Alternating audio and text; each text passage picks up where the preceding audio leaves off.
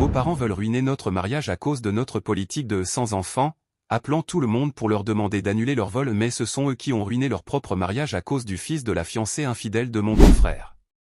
Ma fiancée, Ella, et moi sommes ensemble depuis 5 ans et fiancés depuis 10 mois. Notre mariage est prévu dans seulement 7 semaines.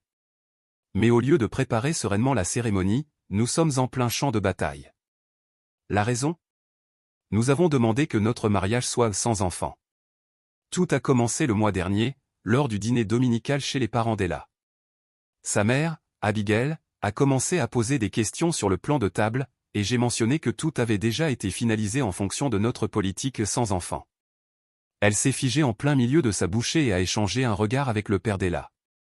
Evan a posé sa fourchette avec force sur la table et a demandé si nous étions sérieux à propos de l'interdiction des enfants. Nous avons confirmé.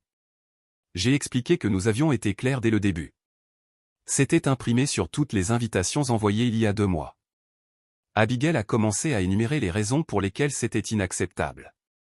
Elle a mentionné la cousine d'Ella, Grace, qui a un bébé de 14 mois.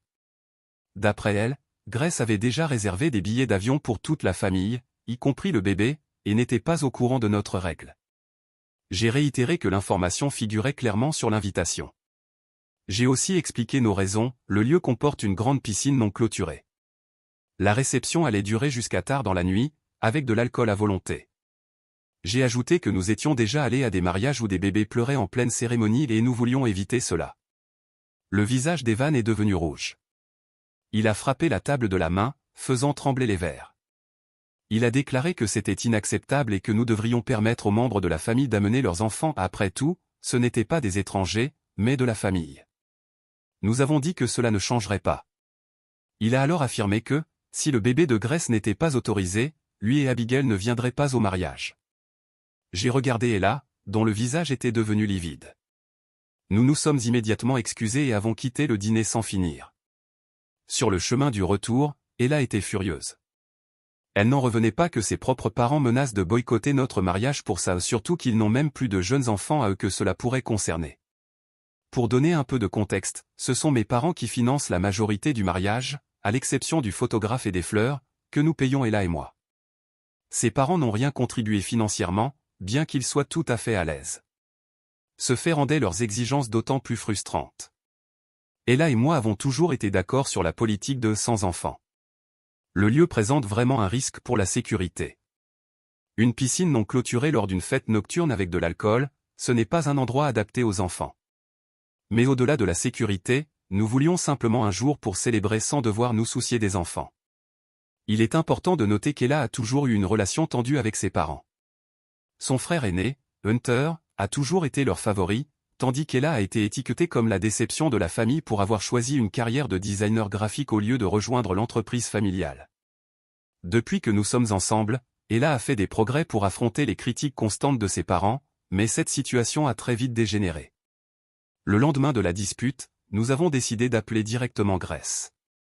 Sa réponse nous a surpris, elle n'avait aucun problème avec notre politique sans enfants et avait déjà prévu que sa belle-mère garderait le bébé pendant le mariage. Grace était confuse quand nous avons mentionné la réaction des parents d'Ella. Elle nous a dit qu'elle ne leur avait même pas parlé à ce sujet.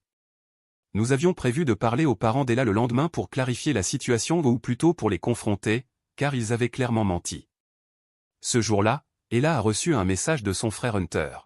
« Vous avez tout foutu en l'air, vous feriez mieux de réparer ça. » Maman et papa appellent tout le monde du côté paternel de la famille pour leur dire d'annuler les vols et les réservations d'hôtels. Ils essayaient clairement de saboter notre mariage et s'y investissaient pleinement. Ella m'a montré d'autres messages de son frère, dans lesquels il défendait clairement les parents qui l'ont toujours traité comme un roi tout en nous blâmant pour ce boycott absurde. J'ai appelé ma mère pour tout lui expliquer. Elle a écouté en silence. Ensuite, elle a demandé à parler à Ella.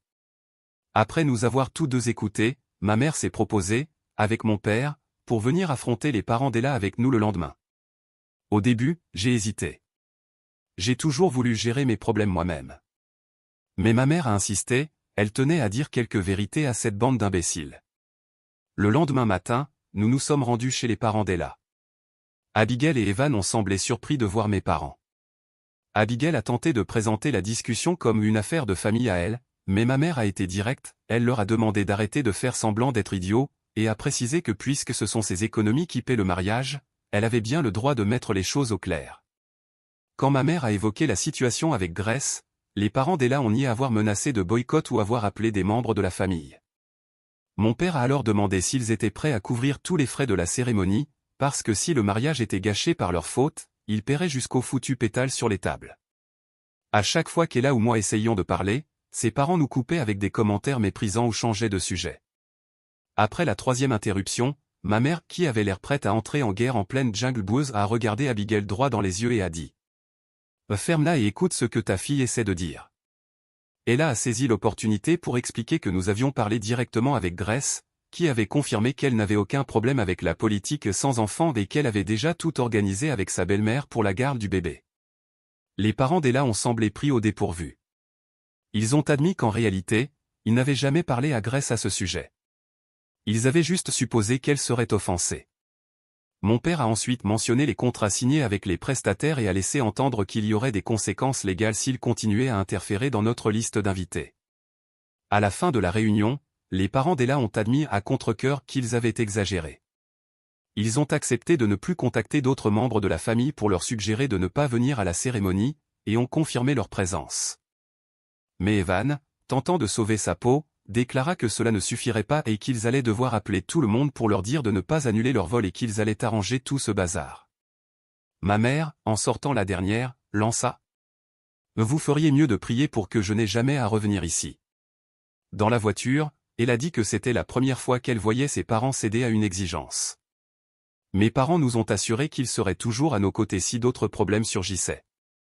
Ce soir-là, nous avons reçu un appel de Grace elle-même. Après avoir appris tout le drame, elle avait contacté d'autres membres de la famille pour leur expliquer la situation. D'après elle, la plupart des proches d'Ella trouvaient que ses parents étaient ridicules et soutenaient totalement notre décision. Ella et moi étions d'accord, si ses parents essayaient encore de changer quoi que ce soit dans le mariage, même un détail minime, il serait exclu. Et si son frère osait encore nous appeler pour les défendre, lui aussi. Il ne reste que cette semaine, mais cela semble une éternité quand on vit dans l'attente que les beaux-parents fassent une nouvelle scène. Pour l'instant, c'est le calme. Mais nous restons en alerte. Notre mariage aura lieu avec ou sans leur approbation et avec ou sans leur présence. Mise à jour 1. 3 semaines se sont écoulées depuis la confrontation avec les parents d'Ella, et j'aimerais pouvoir dire que les choses se sont calmées mais ce n'est pas du tout le cas. Le week-end dernier, nous avons assisté à un barbecue familial chez l'oncle d'Ella. Il y avait plusieurs membres de la famille élargie, dont Grace et son mari, qui avaient voyagé en ville. Leur bébé était chez les grands-parents. Au début, tout semblait normal. Abigail et Evan étaient même cordiaux, voire amicaux, avec mes parents, qui étaient également présents. J'ai commencé à penser que le drame du mariage était peut-être derrière nous. Pendant le dîner, la tante d'Ella a évoqué notre mariage qui approchait et a demandé des nouvelles des préparatifs. J'ai parlé de notre dernière visite du lieu et du choix final du menu. C'est alors qu'Abigail nous a interrompus pour annoncer qu'elle avait pris l'initiative de réserver un lieu pour le dîner de répétition à un endroit plus grand, pouvant accueillir les enfants. Nous n'avions même pas prévu de dîner de répétition, notre budget étant déjà très serré. Abigail a poursuivi en expliquant qu'elle avait invité plusieurs membres de la famille, principalement ceux avec de jeunes enfants, à ce dîner qu'elle avait organisé sans nous en informer ni nous consulter. Lorsqu'Ella lui a demandé qui allait payer ce dîner, Evan a répondu avec arrogance qu'ils s'en chargeraient eux-mêmes, et qu'à ce titre, ils devraient avoir leur mot à dire sur les invités. Il a précisé que c'était leur manière de contribuer. Qu'ils respecteraient nos souhaits pour la cérémonie et la réception, mais qu'ils s'attendaient à ce que les enfants soient inclus dans ce dîner de répétition qu'ils organisaient désormais. Tout le monde nous observait, attendant notre réaction. Je ne voulais pas provoquer une autre scène. Ella a remercié ses parents pour leur proposition, mais a dit que nous devions en discuter en privé. Abigail semblait satisfaite, pensant clairement que nous finirions par céder. Sur le chemin du retour, Ella était étrangement silencieuse. En arrivant à notre appartement, elle m'a avoué avoir reçu un appel de son frère, Hunter, plus tôt dans la journée avec une confession inattendue. Apparemment, ses parents n'avaient jamais eu l'intention d'appeler la famille pour boycotter le mariage. C'était l'idée de Hunter, qui avait lui-même envoyé les messages de menace pour nous faire changer d'avis parce qu'il voulait amener le fils de 4 ans de sa nouvelle petite amie au mariage. J'étais sous le choc. Hunter avait délibérément envenimé la situation pour nous manipuler, et les parents d'Ella l'avaient soit laissé parler en leur nom, soit s'étaient tus. Dans les deux cas, ils nous avaient menti effrontément pendant la confrontation précédente. Le lendemain, nous sommes allés chez mes parents pour discuter de ce dîner de répétition. Mon père a suggéré que les parents d'Ella tentaient de redorer leur image devant la famille. En organisant un événement incluant des enfants, ils pourraient se présenter comme les seuls à avoir contribué au mariage. Et comme tout le monde était déjà au courant, nous serions piégés s'ils en assumaient les frais publiquement. Ce soir-là, Ella a appelé ses parents. Elle les a remerciés pour l'offre du dîner de répétition, mais a expliqué que nous avions déjà prévu une petite réunion en privé avec le cortège du mariage, dans notre appartement. Après l'essai, elle a proposé qu'ils puissent, s'ils le souhaitent, organiser un dîner familial séparé, avant ou après le week-end du mariage, pour inclure la famille élargie. Abigail n'a pas du tout apprécié. Elle a accusé Ella de rejeter son rameau d'olivier, et a affirmé qu'elle m'écoutait trop au lieu de réfléchir par elle-même. Ella m'a aussitôt défendu, rappelant à sa mère que nous prenions toutes nos décisions ensemble. La conversation s'est terminée lorsqu'Abigail a raccroché brutalement. Le lendemain, nous avons reçu un email d'Evan, en copie avec plusieurs membres de la famille, dont Hunter et Grace. Il annonçait que le dîner aurait lieu comme prévu et qu'ils espéraient que nous reconsidérions nos priorités. Evan a qualifié notre refus d'égoïsme et de manque de respect envers les traditions familiales. Grace nous a appelés immédiatement après avoir reçu l'email. Elle s'est excusée de se retrouver mêlée à tout cela et nous a assuré qu'elle soutiendrait quelle que soit notre décision.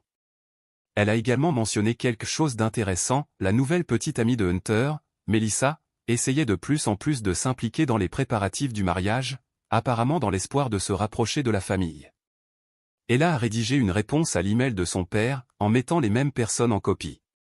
Elle y a expliqué, de manière polie mais ferme, que bien qu'elle apprécie leurs gestes, nous ne participerons pas à un dîner que nous n'avons pas organisé. Elle a précisé qu'ils étaient libres d'organiser le repas qu'ils voulaient pour célébrer ce qu'ils souhaitaient mais sans nous. Elle a rappelé que notre week-end de mariage était soigneusement planifié, et que nous n'accepterions aucun changement de dernière minute. Après l'envoi de l'email, Ella a reçu de nombreux messages de soutien de la part de membres de la famille. Même sa grand-mère a appelé pour dire qu'elle pensait que son fils Evan et sa belle-fille Abigail étaient complètement idiots. Le soutien le plus inattendu est venu d'un cousin d'Ella, qui a révélé qu'Evan et Abigail avaient fait des choses similaires lors de son propre mariage, il y a 5 ans, en essayant de le forcer lui et sa femme à inviter des parents éloignés qu'ils ne connaissaient même pas. Le cousin a regretté d'avoir cédé à leurs exigences et nous a encouragés. Soyez fermes. Faites-le aussi pour moi. Hier, Hunter est venu chez nous sans prévenir. Il voulait parler à Ella en privé, mais elle a insisté pour que je reste. Hunter a admis avoir envoyé les messages de menaces, mais a affirmé qu'il essayait simplement d'aider à résoudre la situation. Lorsqu'Ella l'a interrogé sur l'implication de Melissa, Hunter a répondu qu'elle voulait juste participer et qu'elle ne voulait pas venir au mariage sans emmener son fils. Nous ne connaissons même pas encore Melissa. Tout ce que nous savions, c'est que Hunter avait confirmé sa présence depuis un moment, indiquant qu'il viendrait accompagner. Nous lui avons dit que rien dans notre mariage n'était sujet à débat. La cérémonie aurait lieu comme nous l'avions prévu au point final. Hunter est reparti. Nous avons pris la décision de révoquer l'invitation de Hunter et de mes beaux-parents, ce qui exclut aussi Melissa, indirectement. Même si nous ne la connaissons pas, elle est impliquée dans le même drame, et Abigail continue d'organiser ce fameux dîner de répétition, bien que nous ayons clairement indiqué que nous n'y assisterions pas et qu'ils ne sont plus invités à la cérémonie. Plusieurs membres de la famille nous ont contactés pour demander des explications, car ils ne savaient plus à qui faire confiance. Ella et moi avons décidé de nous concentrer sur nos plans initiaux et d'ignorer autant que possible le drame.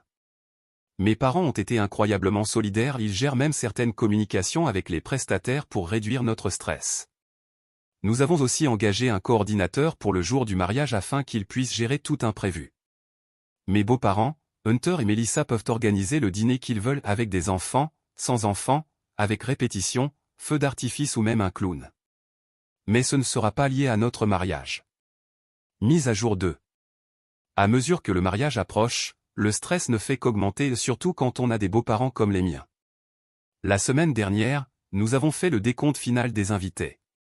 Plusieurs membres de la famille d'Ella, qui avaient initialement confirmé leur présence, ont changé leur réponse en « malheureusement, nous ne pourrons pas venir ». Quand Ella a appelé un de ses cousins pour lui demander pourquoi, il a admis qu'Abigail l'avait contacté pour lui dire que le lieu du mariage avait changé de politique et que désormais, chaque invité devait payer ses propres boissons. Après tout ce qu'il s'est déjà passé, les parents d'Ella continuaient de saboter le mariage, cette fois en diffusant de fausses informations aux invités. Ella a immédiatement envoyé un message groupé à tous les membres de la famille pour clarifier que rien n'avait changé concernant le lieu ou les détails de la réception. La plupart ont répondu avec surprise, ils avaient cru Abigail sans même vérifier. Le même jour, nous avons découvert qu'Evan et Abigail avaient poursuivi l'organisation du dîner de répétition, envoyant des invitations officielles aux membres de la famille, avec une phrase indiquant « En célébration du mariage d'Ella ». Plusieurs membres de la famille, confus, sont venus nous demander s'il s'agissait d'un événement officiel du mariage et s'ils devaient y assister. Ella était furieuse. Elle a appelé son père et exigé qu'il cesse de présenter ce dîner comme faisant partie de notre célébration. Après l'appel, Ella est restée silencieuse pendant presque 1 heure. Quand elle a enfin parlé, elle m'a suggéré que nous fuyions pour nous marier en secret. Je lui ai rappelé toutes les personnes qui nous soutiennent sincèrement, ma famille, nos amis, et même certains de ses proches qui reconnaissent le comportement toxique de ses parents. Et puis, tout est déjà payé. Nous avons donc décidé de maintenir nos plans initiaux, mais avons pris des mesures de précaution supplémentaires.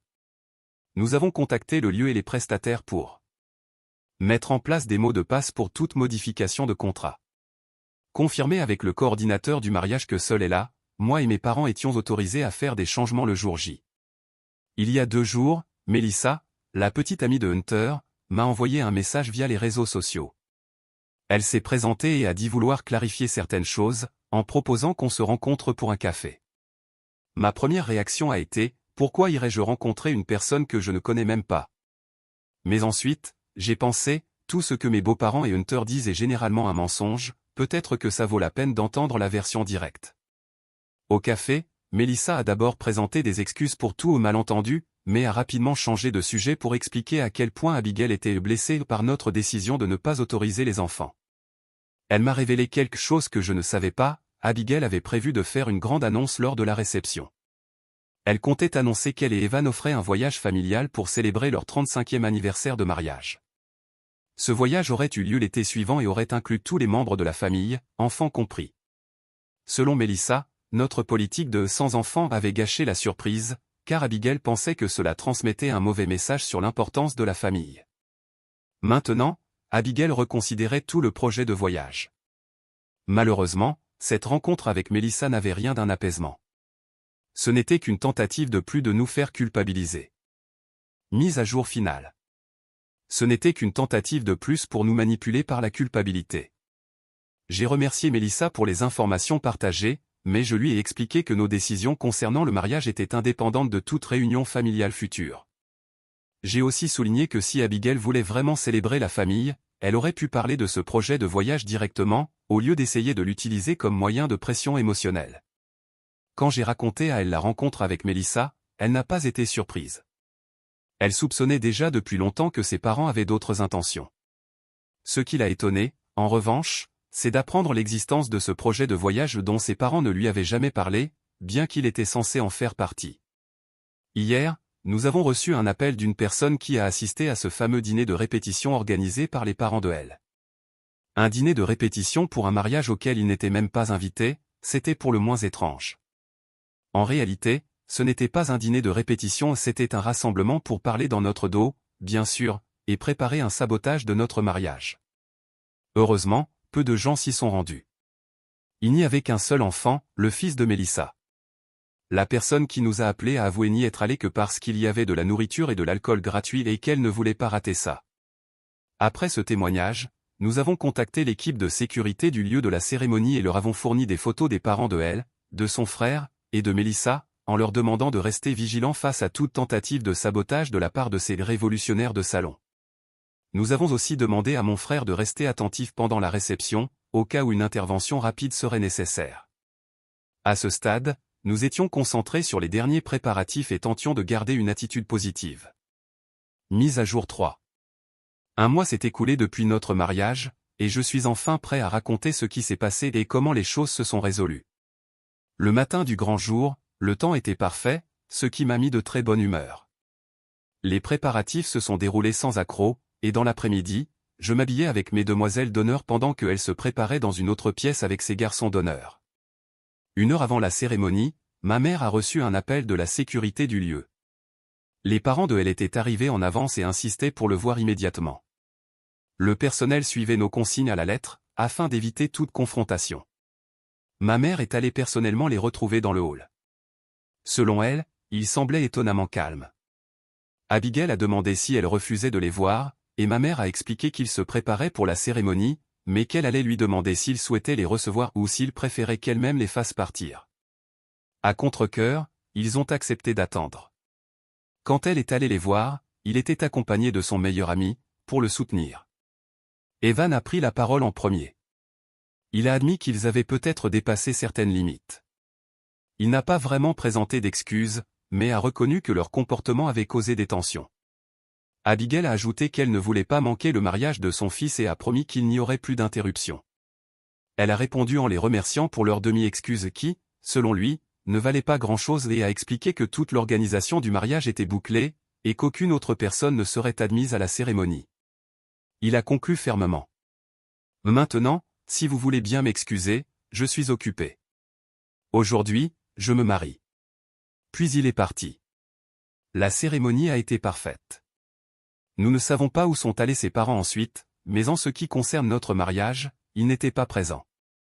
Nous n'avons pas non plus eu de nouvelles de Hunter ou de sa petite amie. Aucune interruption pendant nos vœux, aucune objection soulevée, seulement la célébration que nous avions toujours imaginée. Pendant la réception, nous avions prévu que les parents de elle soient à une table avec mon oncle, qui est médiateur professionnel et a une présence naturellement apaisante. Finalement, cela n'a pas été nécessaire, car les avoir des invités a résolu la plupart de nos problèmes. 1 semaine après le mariage, nous sommes partis en lune de miel. Nous avons décidé d'éteindre complètement nos téléphones pendant les 10 jours de voyage et c'était, honnêtement, la meilleure décision que nous pouvions prendre. À notre retour, nous avons trouvé des dizaines de messages de proches nous disant à quel point le mariage avait été magnifique. Parmi eux, il y avait un message surprenant d'Abigail. Elle disait qu'elle était profondément blessée d'avoir manqué le mariage de sa fille, et qu'elle était attristée par notre cruauté envers eux. Elle affirmait que si nous avions simplement accepté son branche d'olivier, tout aurait pu se régler plus facilement, et personne n'aurait eu à souffrir. Le message continuait encore et encore, mais nous l'avons supprimé dès que nous avons compris que rien de ce qu'elle écrivait n'avait la moindre valeur. Hunter n'a plus essayé de nous contacter depuis la cérémonie. D'après Grace, lui et Melissa se sont séparés peu après notre réception. Apparemment, Hunter a découvert que Melissa avait divorcé parce qu'elle avait été infidèle à son ex-mari, et il a totalement perdu tout intérêt pour elle et pour ses enfants aussi. En résumé, tout un scandale, une famille déchirée à cause d'une femme qui n'en valait même pas la peine. Mais la faute revient, honnêtement, à mes beaux-parents. S'ils avaient mis un terme à cette folie dès le départ, quand Hunter a commencé à vouloir s'impliquer dans notre mariage à cause d'une femme qu'il connaissait à peine, rien de tout cela ne serait arrivé. Abigail n'aurait pas été aussi blessée, et peut-être que mes beaux-parents auraient été présents à notre mariage. Mise à jour 4. Si vous vous demandiez ce qui était arrivé à ce fameux voyage en famille que mes beaux-parents avaient soi-disant prévu, voici la mise à jour que vous attendiez. Ils sont bel et bien partis célébrer leur anniversaire de mariage mais ils n'ont rien payé pour personne, et n'ont emmené aucun enfant. Ils sont partis uniquement à 2, et avec Hunter, aussi étrange que cela puisse paraître. Je ne pense pas qu'ils aient jamais eu l'intention d'inviter qui que ce soit d'autre, surtout vu le type de voyage qu'ils ont fait à l'étranger, cela aurait coûté plus cher qu'un mariage entier. Je pense que le plan initial incluait Melissa et son fils, mais jamais nous. Ni moi, ni elle, ni personne d'autre. D'après ce que nous savons, ma belle-mère est tombée malade dès le 1er ou 2e jour du voyage et a passé le reste du séjour à vomir dans les toilettes. Elle n'a commencé à aller mieux qu'à la fin, après avoir consulté un médecin qui lui a diagnostiqué une intoxication alimentaire, tout ça parce qu'elle avait mangé un plat local auquel elle n'était pas habituée. Mais bien sûr, comme elle a l'estomac sensible, Abigail a tout rejeté, sauf son sentiment de supériorité. Parce qu'à son retour, elle a dit à tout le monde qu'il ne fallait jamais voyager dans ce pays, comme si c'était la faute de quelqu'un d'autre et non la sienne, pour avoir mangé quelque chose de mal préparé ou avoir pris des risques sans précaution. Mais ce n'est pas toute l'histoire. Mes parents ont décidé de poursuivre mes beaux-parents en justice pour avoir tenté de saboter le mariage qu'ils ont financé. Ils ont déclaré avoir dû dépenser plus que prévu et avoir subi un stress excessif à cause d'eux, notamment à cause du renforcement des mesures de sécurité. Et comme nous vivons dans un pays où les poursuites judiciaires sont courantes, mes parents ont décidé d'utiliser le système à leur avantage pour faire porter un peu du poids à ceux qui le méritaient vraiment. Je ne fais pas partie de l'action en justice, mais Hunter a tenté de me convaincre de demander à mes parents d'abandonner l'affaire. Il est venu chez nous et a dit à elle qu'il avait besoin de me parler. Elle a répondu que je n'avais absolument rien à dire à Hunter. Elle l'a poussé dehors et a verrouillé la porte. Mais Hunter s'est mis à donner des coups de pied violents dans la porte du garage. Tout s'est terminé par un appel à la police et par une plainte déposée contre lui pour les dégâts causés, aussi bien à la structure de la porte qu'au mécanisme d'ouverture automatique, qui a dû être remplacé. Je ne sais pas encore ce qu'il adviendra de toutes ces procédures, mais elles sont en cours. Mise à jour 5. Nous avons déjà reçu les 2 verdicts. Mes parents ont gagné leur procès contre mes beaux-parents et ont obtenu $8 000, ce qui couvre une bonne partie des frais du mariage. Je suis heureux qu'ils aient pu récupérer une partie de l'investissement, et encore plus heureux que cet argent vienne précisément des personnes qui ont causé le plus de problèmes mes beaux-parents. C'était bien le minimum. Notre procédure contre Hunter était plus modeste, mais il a dû payer les $2 000 nécessaires à la réparation de la porte. En plus de cela, il a écopé de 2 ans de mise à l'épreuve pour son comportement. Commentaire Madame Reddit. Cette histoire montre jusqu'où certaines personnes peuvent aller pour saboter le bonheur des autres. Mais le couple est resté uni, a posé des limites claires et en est sorti plus fort, malgré le chaos familial. Et voilà, une autre histoire émouvante de Reddit qui se termine. Si vous avez aimé, laissez un like, partagez et abonnez-vous à la chaîne pour découvrir d'autres récits incroyables. Ne manquez pas le prochain.